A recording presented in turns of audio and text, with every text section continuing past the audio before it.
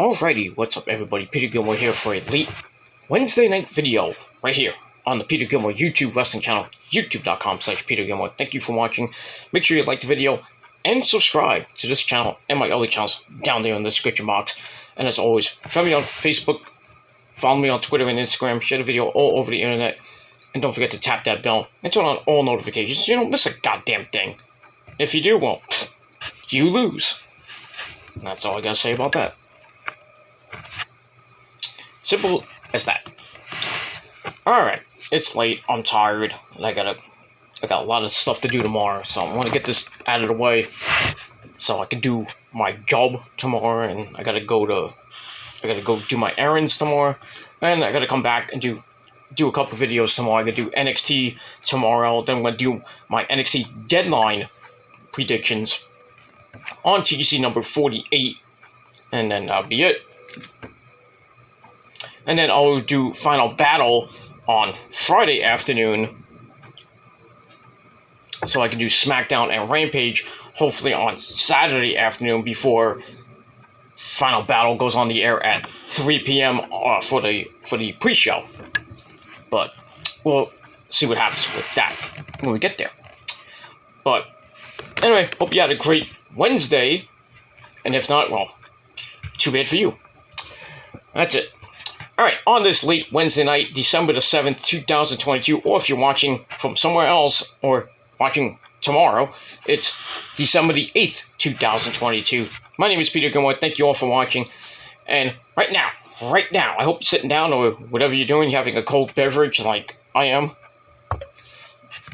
But anyway, right now, it is time for your late night AEW Dynamite review for December the 7th, 2022, from the HEB Center in Cedar Park, Texas, right around the Austin Garland area, where next week, Winter is Coming 3 will be coming your way from Garland, Texas. Same thing for Rampage next week as well. So, AEW in its Texas mode, the Garland next week, and then the following week, the Christmas show in San Antonio, Texas. So that should be pretty damn fun for their Texas two-step for the next couple weeks. Alright, and as always, our commentary team of the man behind the mask, Excalibur, Tony Baloney, or the legendary, now he is really legendary, says the legend of all legends, Mills Lane, or Mills Insane to me, passed away yesterday. I did the video yesterday. Check it out on my Metal Guy channel. He passed away, so now the legend of all legends is Tony Baloney, Shivani. So, Excalibur, Tony Baloney, and Taz. So we got that. Alright, this is the go-home show before Saturday's Ring of Honor Final Battle pay-per-view. And Tony Khan supposedly has a big announcement regarding the future of Ring of Honor.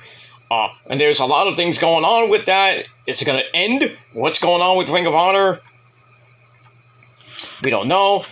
People saying that Rampage is going to be extinct come 2023, and then Ring of Honor will be taking their place, or something big with Ring of Honor is going to happen on Saturday. But we'll see what happens with that when we get there. Alright, so this is the first go-home show. We got Rampage on Friday with the second half of the go-home show for this week. Alright, so we started off red hot with the opening sequence, fire, pyro, and all that other good shit. Alright, so we started off with the Dynamite Diamond Ring Battle Royale. We had Ricky Starks, The Machine, Brian Cage, Jungle Man, Jack Perry, Orange Cassidy, Captain Sean Dean, who I haven't seen in a long time. He's usually on Dark and Elevation anyway. The Natural, Dustin Rhodes. Why are you in this match anyway? Lee Moriarty, Ethan Page of The Firm. Matt Hardy, also of The Firm. Kip Sabian, Dalton Castle. I didn't even see Dalton Castle in this match. And The Butcher and The Blade. And the winner gets to face MJF for the Dynamite Diamond Ring next week. Or whenever they decide, actually. So basically, it's a battle royale. Simple battle royale to start. So, So it was a crazy battle royale. It's also where Kip Sabian and Orange Cassidy take turns ramming each other into the corner until the Butcher breaks it up. And then OC is sent over the top, so he tries to skin the cat, but the blade knocks him out. Damn. Alright, the hometown boy, Dustin Rhodes, hits a Canadian destroyer on Kip Sabian, sends him out. But then the Butcher clotheslines Dustin out, so you gone. And then Brian Cage sends Dalton Castle to the apron, but the boys make the save, the Tate twins. They make the save. Then they do it again. Try to do it a third time, but third time, not the charm for you, Mr. Dalton Castle. And then we find out later that Dalton Castle and the boys will defend the 6-man tag team titles against the Embassy, my good friend Prince Nana's group. I think it's going to be Brian Cage and the Gates of Agony. Can you say new champs? I could. Finally, Prince Nana will have gold back in his long-time Embassy stable. But we'll see what happens with that. Alright, so Dalton Castle is out. Jungle Man Jack Perry dropkicks Brian Cage to the apron. Well, kinda. Even though, like, Brian Cage had to do it 2 times. And dropkicks him out as we go to break. So we come back with Jungle Man Jack Perry knocking out the Butcher to eliminate him. But he gets eliminated by W. Morrissey, Big Cass. Ethan Page tries to make Matt Hardy raise his arm, but Hardy does delete a few times, much to Ethan Page's chagrin. And then Matt Hardy hits the Twist of Fate on Sean Dean, eliminates him under Ethan Page's orders. So we're down to Ricky Starks, Ethan Page, and Matt Hardy. Ricky sends Matt Hardy out. You gone. You're deleted. So then it's down to Ricky Starks and Ethan Page. And Ethan Page kicks Starks in the head. But in the end, Ricky Starks throws that piece of crap Ethan Page over the top rope. And he wins the match in 13 minutes. Match he gave 3 out of 5 stars. It wasn't a great match, but still. Ricky Starks gets the win, and he can face MJF for his Diamond ring anytime he wants. But speaking of the champ, the big Burberry bitch belt comes out. MJF comes out. He promises that he's going to beat Starks not once, but twice, even though the fans seem to like Ricky Starks. He says the fans treat Ricky like a big deal, and he's good, but here's the truth. And then the fans like, shut the fuck up. MJF says Ricky is a Rudy Poo candy ass. Really? Really? Dwayne. Because Ricky is nothing but a dollar store Dwayne Johnson, basically. That's why MJF's going to start calling him the Pebble. Do you smell what the Pebble's cooking? Anyway, he says next week I'm gonna beat you and skip him across the road so you can land back in Billy Corgan's NWA. Ooh, and wrestle on YouTube where you basically belong. Damn. And then Ricky Starks cuts the biggest fucking pipe bomb promo of this year. And you thought MJF's promos were good this year? Holy shit! Ricky Starks basically ripped and raped MJF a new asshole without lube. But damn, he ripped him apart. He dubs MJF Maxi Pad, calls him a Rowdy Piper wannabe. And he wants to know how much shtick MJF has to go with his cheap shoes and cheap heat. Talks about how MJF doesn't have what it takes. Well, he is the one who is out there every week busting his ass, doing what he's got to do to make a living and get the fans to approve. He really goes off on him, and he says, you blow off meet and greets because nobody likes you. And he says, next week's a big deal because I'm going to shut you up once and for all. I'm going to smack that mole off your neck, take your title, and then take your Dynamite Diamond ring with that. I was like, God damn. So then MJF, being a dick, because he has a small dick, needle dick himself, hits Ricky in the nuts, goes for the Dynamite Diamond ring shot, and Starks avoided it, hits the spear, and lays out Maxwell. So we'll see what happens next week. He's not going to win. He's not going to win, obviously, but probably his best promo ever. You know, I like how these people like Adam Page really gave it to Moxley a couple when they had that first match before he got injured. He got a hellacious, great promo.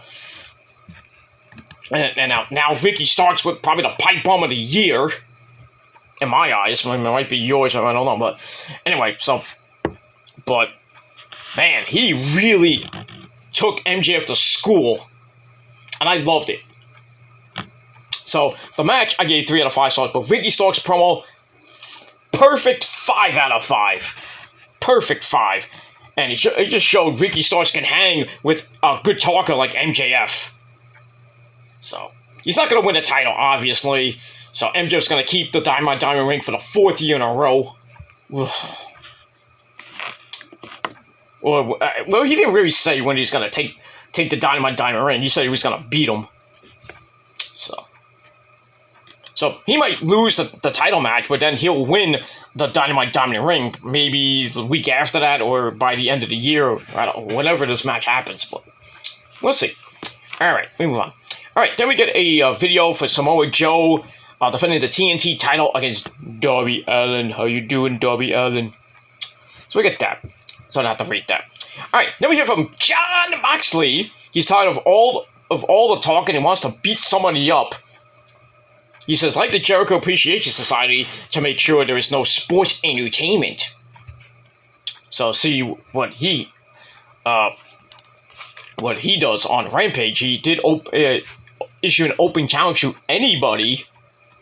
So we'll have to see what happens with that. Actually, he issued the open challenge and it was accepted by Kosuke Takeshita or Takeshita, whatever the fuck his name is. They fought. Remember when they fought the first time and freaking Moxley fucked him up?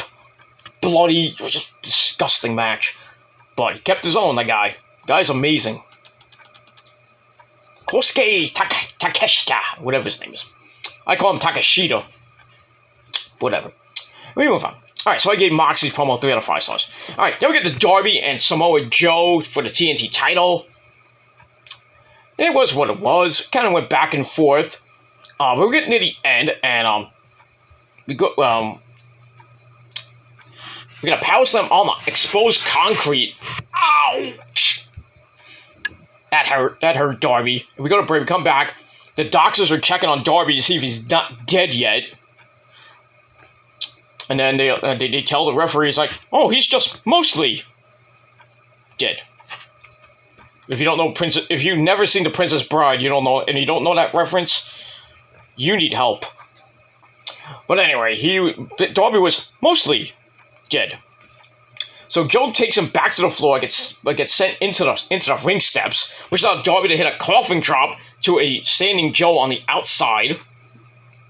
They go back in, Joe gets knocked down again, which allows Darby to go up for the coffin drop again, and he kind of hits it, but he got locked in a coquina clutch, and Darby tapped out. So Samoa Joe retains the TNT title in under 10.5 minutes. Match was okay. I gave it 3 out of 5 stars. After the match, Joe goes berserk.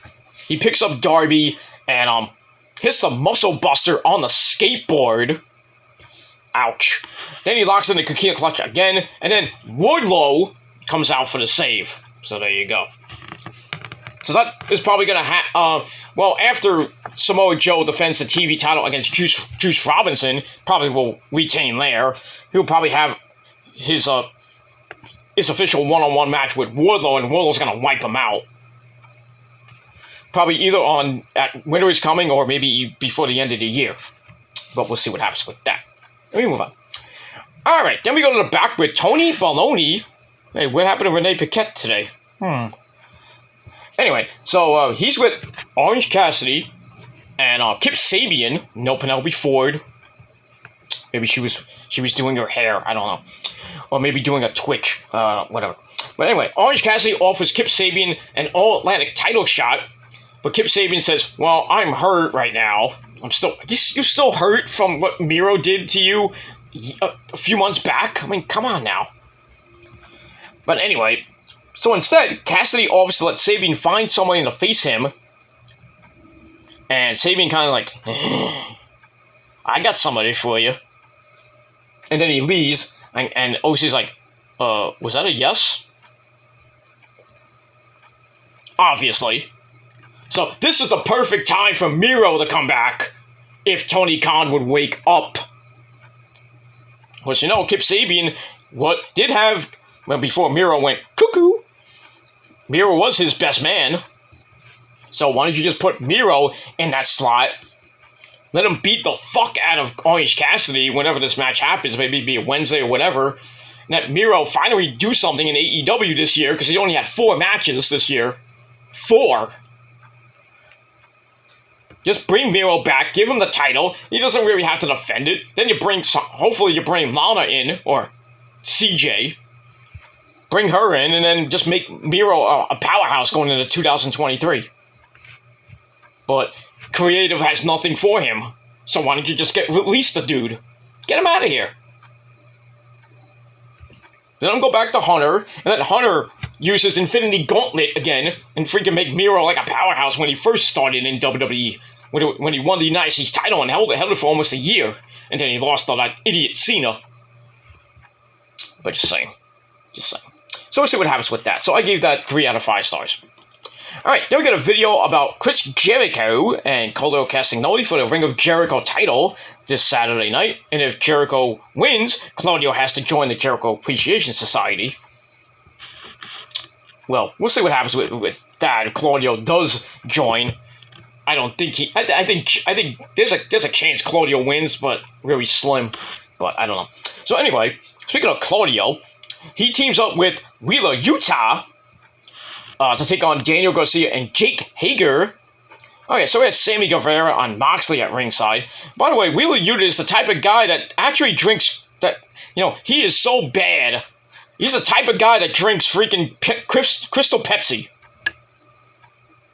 If you didn't see Issa's watch-along tonight, we had a ball tonight. We had probably one of the best watch-alongs I've been on Issa's channel in, like, this whole year. It was great. I can only imagine what Friday night's going to be Saturday, I should say, when she does her Ring of Honor watch-along. I can't wait for that. When Wheeler Yuta goes against Daniel Garcia, we're going to blast him to the moon. You thought tonight was bad, Wheeler Yuta? Oh, wait till Saturday. We're going to annihilate you.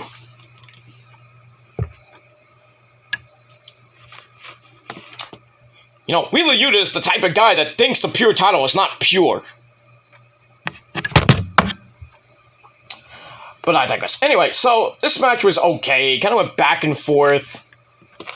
Nothing really happening in this match. We get the running uppercuts of Doom by Claudio, knocks Jake Hager silly, but Daniel Garcia breaks up the giant swing of Doom. Well, that doesn't last long as Garcia gets knocked off of Claudio, which leaves Claudio to get swung anyway. Actually, Hager to get swung. Then we get the running clothesline, gives Claudio a near fall. Moxley cuts Sammy off on the floor. Jake Hager pulls Claudio out of the air and then locks him in the ankle lock. As Garcia gets the Dragon Slayer on Wheeler Yuta. Claudio rolls his way out of it, somehow saves Wheeler Yuta from tapping out. Then he hits the Super Tiger Uppercut on Jake Hager. 1, 2, 3. Wheeler Yuta and Claudio get the win. And Wheeler's like, hey, look what I did. You didn't do anything. 12.5-minute match. And a match I gave 3 out of 5 stars. Nothing right home about there. Alright, so after the match, Tony Baloney gets in the ring, shows us a clip of himself talking to Mr. Regal. Regal! Yeah, we're still talking about Mr. Regal. Even though his contract officially expires in December, but he can go to WWE, but he cannot be a on-screen character until 2024. And he's only going there, I think, to be a coach to his son, Charlie Dempsey. That's not his real name, but, Charlie Dempsey. So maybe, just maybe, in November of 2023, we can get Regal to go, War Games! We can only hope. Anyway, so they reminisce a bit before Regal says that if you are seeing this, something bad has happened to him. Premonition for the future there. So he knew this was going to happen. With MJF, like, knocking him out, like, sending him back to Hunter. Regal talks about how the team is there to help build up Wheeler Yuta.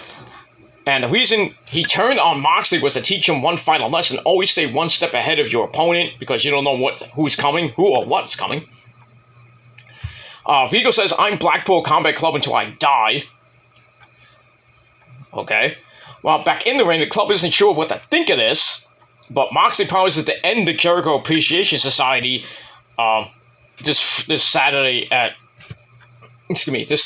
Ring of Honor's Final Battle. But hold on a second. Regal screwed Moxley over to teach him a lesson because he loves/cares about Moxley and the team that much. So he knew what MJ was gonna do, and put himself in harm's way to show that the evil one can strike at any time, even if the evil one is the one who was teaching them this lesson. And then he starts yelling at Tony Schiavone. He's like, you didn't see this coming 2 weeks ago? And you're supposed to be his best friend there, Tony? I don't know. I think Regal thought he was Nostradamus or something like that. I really think the Blackpool Combat Club is going to break up. I really think they should just break up and go their singles ways. I mean, Bryan Danielson's gone his own way. He's going to get a world title shot against MJF pretty soon. Probably by Revolution. And then Claudio's probably going to win the Ring of Honor title and do nothing with it. Wheeler Yuta probably lose to Garcia. Go do whatever he's going to do. Bore us half to death. And that's it. Moxley's going to do what Moxley does. Just break the group up already. But it is what it is. Alright, so I really didn't have to rate that the second part, did I? No, I did not. Alright, so we move on from it. Alright, then we get a promo from the the House of Black. Basically, they're here to punish people for treason. And they say, come one, come all. So they're basically just hyping them up to eventually beat the Elite when the Elite wins in January, in a couple weeks actually, when they win the Trios titles. So then at Revolution on March the 5th, the House of Black will just annihilate the Elite, which sucks, but, you know. I just think, 2023 is going to be a big year for the House of Black. But we'll see what happens with that when we get there. So I gave that 3 out of 5 stars. Alright, then we got Tony Schiavone sitting down with the AEW Women's Champion, Jamie Hayter. She's ready to find out who her next opponent is. The next number one contender will probably be. I wouldn't be surprised if it was Paige or Saraya. We'll see what happens with that. And move on. Alright, then we get to the 9:30 death slot.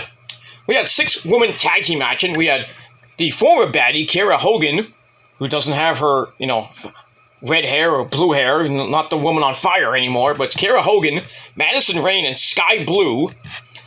She takes on the baddies, Red Velvet from Yo Mama's Kitchen, Layla Gray, and the TBS champion, that bitch, Jade Cargill, always looking fine. Basically an 8-minute suckfest, and really, Jade and the baddies won like a squash match, basically. Jade pins Madison Rayne after Jaded, and they win. Jade goes to 43-0. I don't think anybody can stop them right now. I don't think anybody right now, besides Paige, I think that's the only person I can think that can beat Jade. Who else is left, really? Until a certain someone might come? Another person named Mercedes, not Martinez? Just saying. By the way, anybody see that, Jade was sitting at I think it was Atlanta Hawks game with Naomi. And you thought they were staying with WWE. Never know, they're on the main roster page, but, well, Sasha is. I don't know about Naomi, but I wouldn't be surprised if we see Naomi debut in AEW. Maybe she shouldn't, but, just saying, for Bloodline's sake. but just saying. Alright, so I gave that match 3 out of 5 stars, and we move on.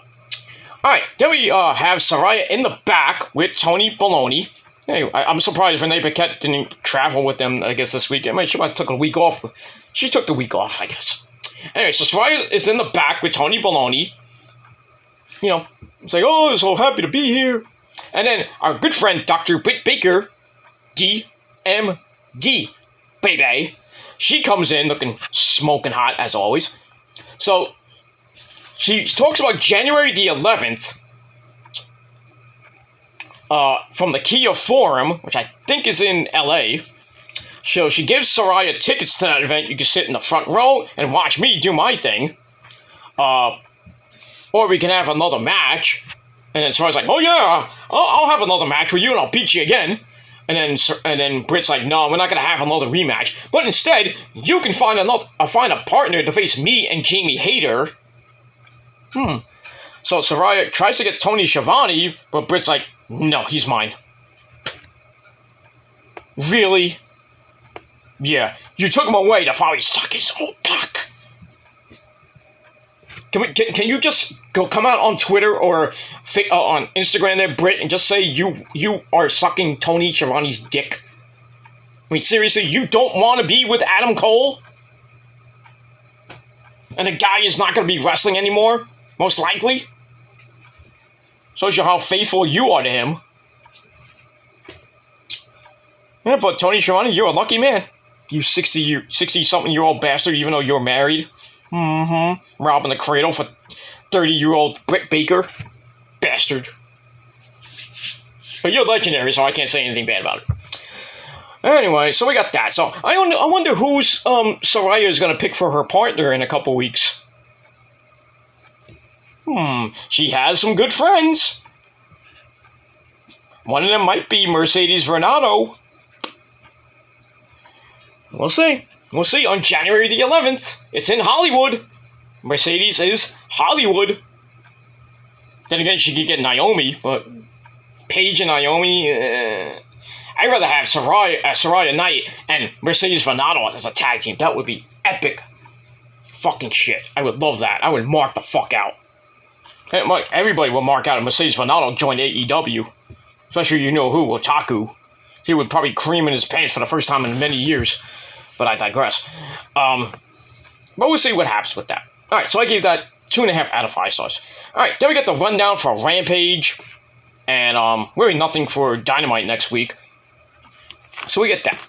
Alright, then we go to your main event of the evening for the AEW Tag Team titles. We had the Triple Champions, FTR, Forever the Revival, taking on the Acclaimed, the AEW Tag Team Champions, Anthony Bowen and Max Caster with Daddy Ass at ringside. By the way, scissor me, mommy ass! That's all I gotta say about that. Kind of corny rap by Max Caster. I really didn't like this rap tonight. It was kind of corny. But this match was great. Great match, back and forth they went.